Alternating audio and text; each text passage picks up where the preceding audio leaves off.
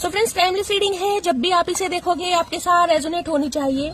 अभी इसी वक्त आपके पर्सन की करंट फीलिंग आपको लेकर क्या है, लेट्स सी गाइस। अभी इसी वक्त आपके पर्सन आपके बारे में क्या फील कर रहे हैं।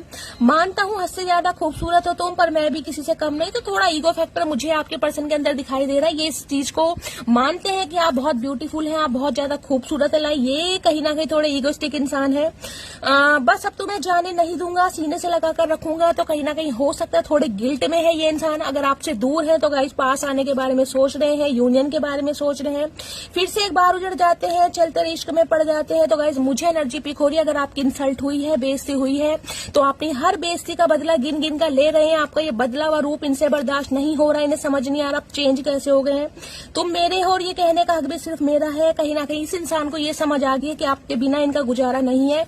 आपके ऊपर अपना हक जताना चाहते हैं। अपना ख्याल रखा करो, बेशक सांस तुम्हारी